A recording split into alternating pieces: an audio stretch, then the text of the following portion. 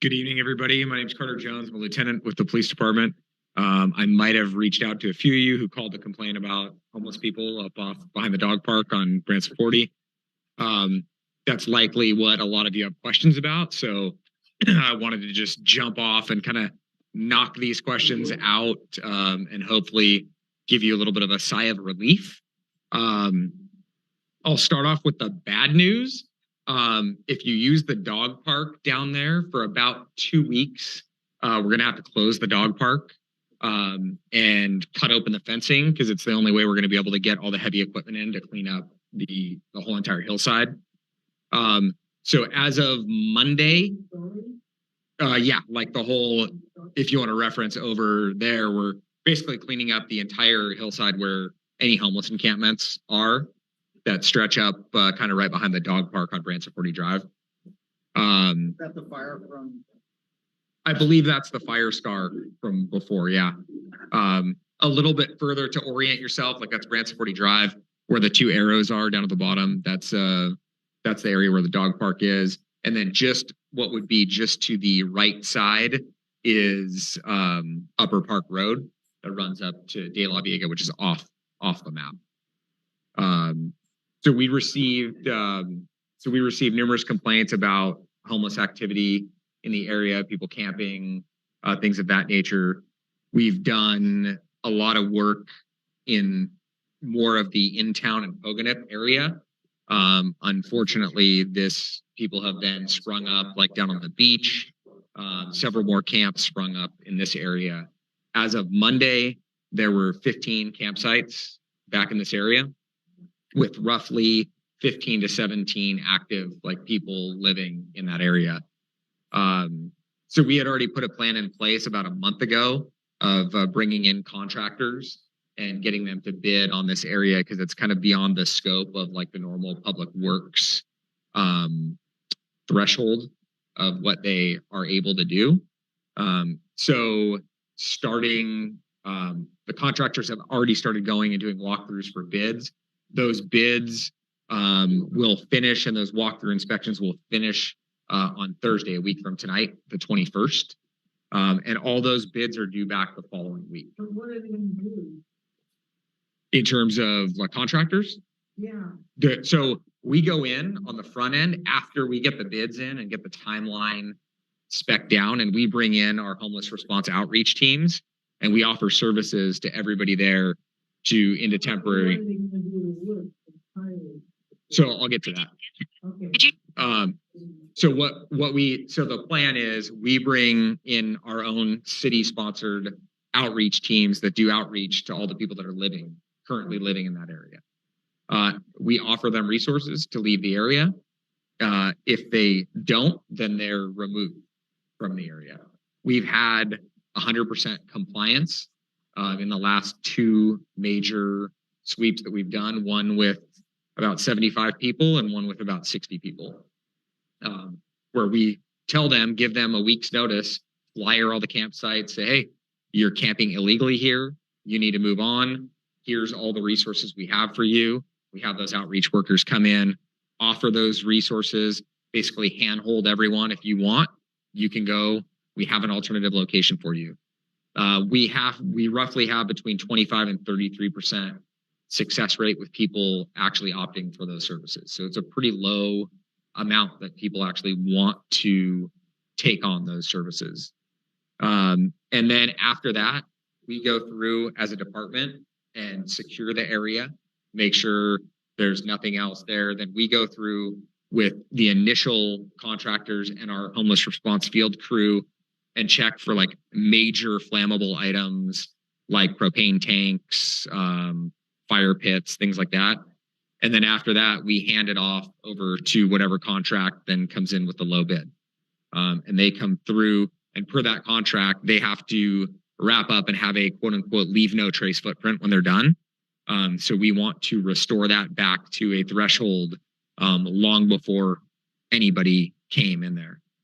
As you can see, this is, you probably can't see it from your vantage point, but there's a few campers that have been there for so long. This was taken off Google Earth. And in the lower left-hand corner, you can see some blue tarps that are actually have been there for so long, they show up on the Google overhead. So there has been about 3 to 5 campsites that have been well established there, likely well over like a year and a half to 2 years that they've been out there. We typically run in a complaint-driven fashion. So if we don't really get calls for someone being in an area, we typically don't know that they're there and won't respond out there unless we have knowledge of them being there. We do and we don't. Some of them, most of these people, we probably already know.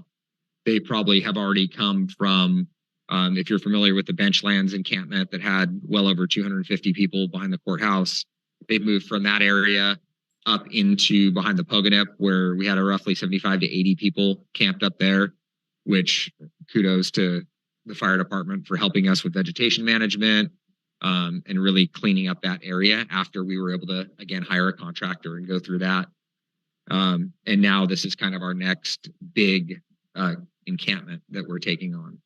So kind of to reiterate the timeline, so contractor walkthroughs are currently going on this week, all the way through Thursday, the 21st. Bids for all those contractors are due by the following Thursday, the 28th at 5 p.m. With a tentative start date of Monday, October 16th for clearing out that whole area. We'll have everybody out, like personnel people, like the people that are living there. We'll have all those people out of there in the matter of 3 days, where the long kind of arduous work comes in because it's on a little bit of a hillside, is getting in there and removing all the debris. So it's probably, so far, the contractors that have been through are estimating about a 2-week cleanup process, having at least 6 workers and a skid steer in there, 8 to 10 hours a day for working 7 days a week. So that's, we have vegetation management and cleanup contractors that there's some tree care companies that have diversified their businesses to now include tree care and vegetation management and hauling services. Because oftentimes the city will provide dumpsters. So actually, one of the only ways that makes it financially feasible for these companies is that the city provides the dumpsters and the hauling away of all the debris, and that the companies are merely paying for the cleanup effort and moving all that trash from that location into the dumpsters, especially with oftentimes the dirt removal that happens due to spillage of gasoline, antifreeze, things like that. If you've ever taken dirt to the dump, it's like one of the most expensive things to get rid of, especially if it's like a hazardous waste related.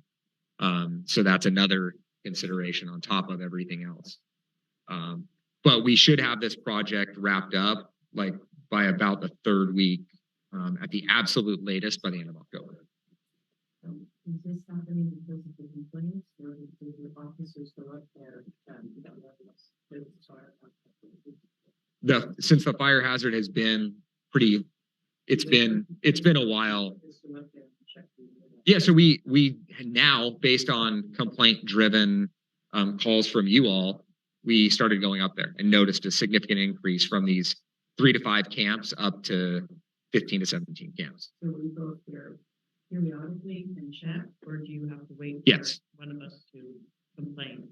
Yeah, so once this is done, like we will periodically be checking on it, but we don't have the resources to go back to every single spot that we've ever cleaned up in the entire city. So we are going to rely on this community to be our eyes and ears out there and let us know, like, if people start to re-inhabit that area.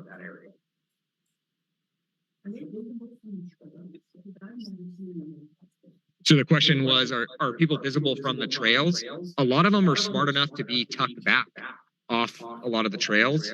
However, with the increase of people going from that 3 to 5 up to 15 to 17, it's being a lot more noticeable now. And so that's kind of what the big shift has been.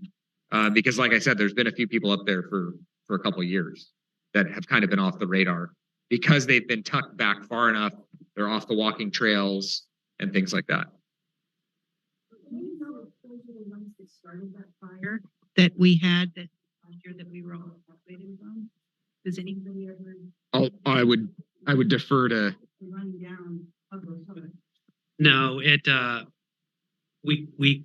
we were able to most likely identify the person who was responsible, but it wasn't one of those campers that was on that site, and it was an accidental ignition. But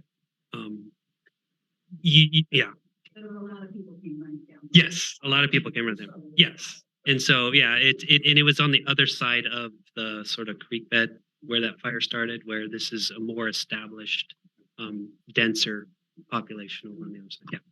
Great, thanks. If you guys could just raise your hand, and we'll pass the mic around to the audience just so that the online audience can hear the question.